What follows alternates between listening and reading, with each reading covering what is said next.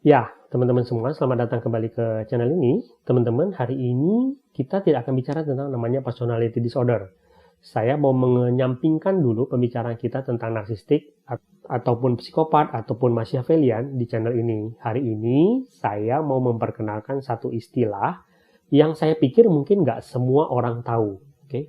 Ada orang-orang yang mengalami hal ini, tetapi mereka nggak tahu kalau mereka mengalami hal ini. Jadi saya mau bagikan ini kepada kalian. Kalau misalnya, mungkin saja ada orang-orang terdekat kalian yang mengalami hal ini bisa berguna buat kalian. Saya mau perkenalkan kalian dengan istilah yang namanya alexithymia. Oke? Teman-teman, alexithymia ini adalah sebuah kondisi mental yang menyebabkan penderitanya itu nggak bisa mengenali yang namanya emosi. Oke? Ini sesuatu yang sering nggak disadari oleh orang yang ngalamin, teman-teman. Dan ketika kita punya orang-orang di sekitar kita, orang terdekat kita yang mengalami hal ini, kita juga banyak yang nggak tahu. Dan kemudian, karena kita nggak tahu, kita kemudian memberi penilaian yang salah kepada orang tersebut. Dan menganggap orang tersebut biasanya kita dianggap sebagai seseorang yang punya namanya antisocial personality disorder. Padahal sebenarnya alexithymia ini, ya yang ngalamin ini juga nggak mau sebenarnya punya hal ini. Jadi sebenarnya alexithymia ini apa? Seperti saya bilang tadi, itu adalah kondisi ketika seseorang itu nggak bisa namanya mengenali yang namanya emosi, teman-teman. Emosi diri dia sendiri, termasuk emosi orang-orang yang lain. Gitu. Gampangnya tuh gini nih, teman-teman, sebagai analogi ya. Coba kamu bayangkan kalau kamu pergi ke sebuah tempat asing. Oke? Di mana di tempat asing tersebut, orang-orang berbicara dengan bahasa-bahasa yang kamu tuh nggak ngerti sama sekali.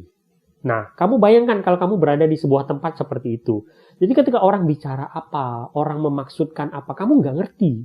Kamu nggak tahu cara berinteraksi dengan mereka, kamu tidak mengerti bagaimana cara memahami orang-orang tersebut.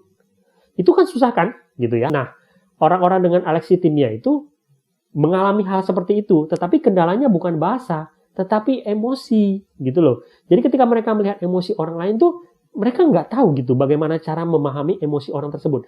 Dan ketika dia mengalami emosi sendiri gitu, mereka tuh kalau disuruh menggambarkan apa yang mereka alami, mereka juga kesulitan untuk menggambarkan hal tersebut gitu.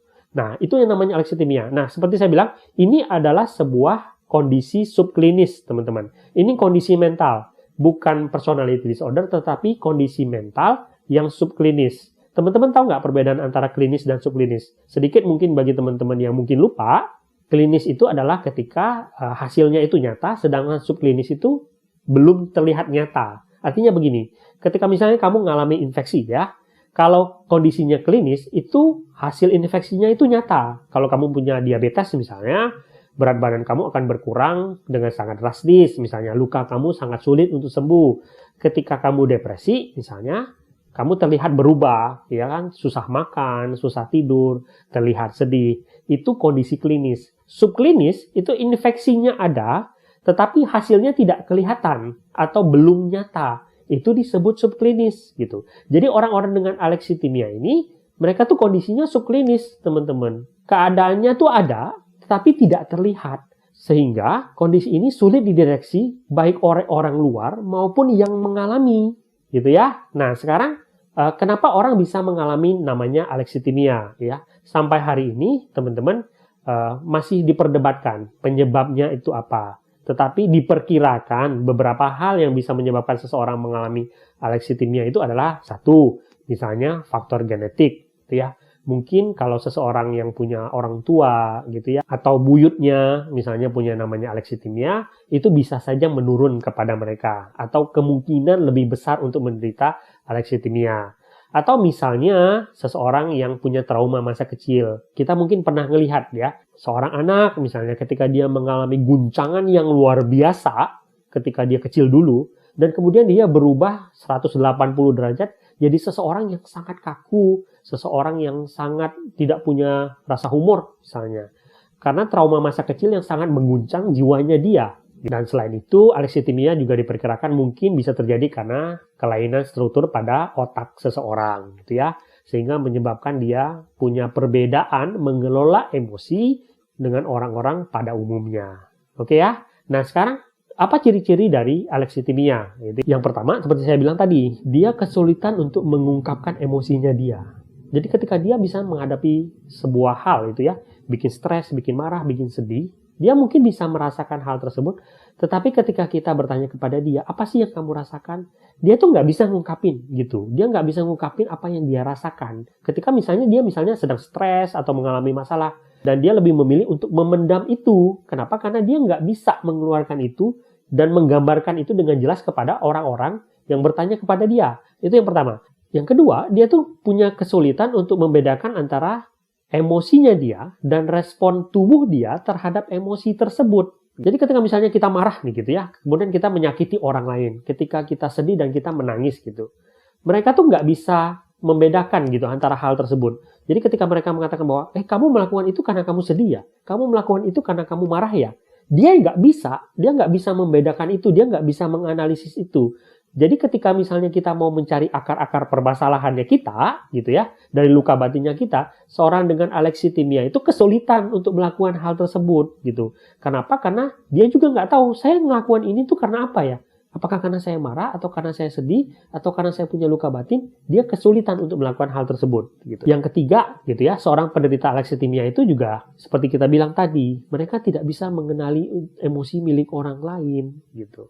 Ketika dia juga nggak tahu emosi yang dia punya, ketika dia melihat orang lain punya emosi, dia nggak bisa tahu juga tentang hal tersebut. Sehingga dia tidak bisa merespon akan hal tersebut. Gitu loh. Jadi ketika kita orang normal, lihat orang lain menangis misalnya, atau senang gitu ya. Ketika kita memahami hal tersebut, kita bisa memilih respon yang benar untuk hal tersebut. Kan begitu. Tetapi kalau kamu sendiri tidak bisa tahu apa yang dirasakan orang tersebut, tidak bisa memahami, tentu membuat kamu tidak bisa memberikan respon terhadap apa yang diberikan orang tersebut kepada kamu. Gitu ya. Yang keempat, seorang penderita alexithymia itu biasanya cara berpikirnya logik.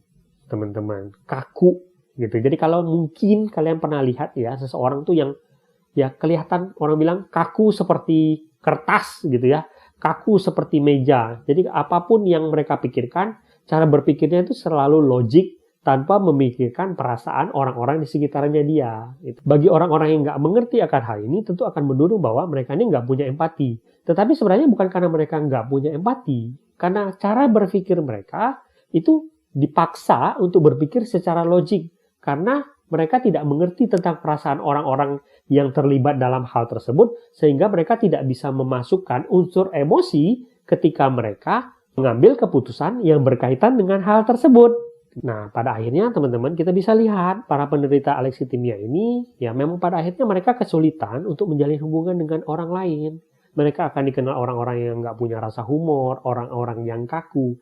Mereka tidak bisa menyampaikan perasaan mereka dengan baik gitu ya. Sehingga ketika mereka punya masalah dalam kehidupannya mereka, ketika mereka misalnya stres gitu ya, mereka tidak memiliki mekanisme pengalihan emosi yang baik gitu. Jadi ketika misalnya kita orang normal, ketika kita sedang punya masalah, ketika kita menyadari gitu ya bahwa kita punya emosi negatif, kita mungkin bisa mencari cara untuk mengalihkan emosi kita, untuk mengeluarkan emosi kita di tempat yang sehat. Misalnya dalam tanda kutip begitu. Tetapi karena seorang penderita alexithymia itu tidak menyadari bahwa dia punya emosi yang negatif, mereka tidak punya mekanisme untuk melakukan hal tersebut.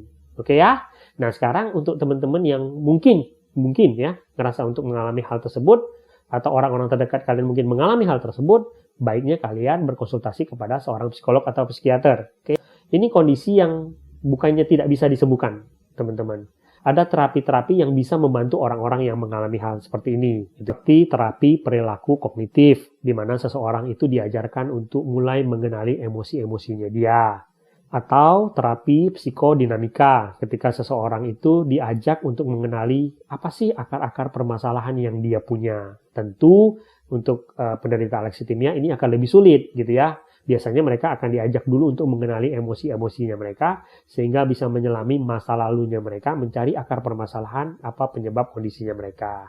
Dan selain itu ketika misalnya mereka punya support system, orang-orang di sekitar mereka yang mungkin saja punya pengalaman yang sama, itu bisa memberikan bantuan moral yang lebih baik kepada mereka. Ya. Nah, teman-teman, saya membagikan hal ini karena ini mungkin bukan sesuatu yang umum untuk kita dengar gitu ya, dan saya berharap ketika saya bagikan hal ini bisa berguna untuk kalian semua. Ya, minimal untuk jadi pengetahuan lah, ya, bahwa di dunia ini banyak kondisi-kondisi yang kadang kita nggak tahu. Bahkan ketika kita ngalamin pun kita nggak tahu apa yang kita alami. Oke ya, semoga video ini berguna. Sampai jumpa di video berikutnya.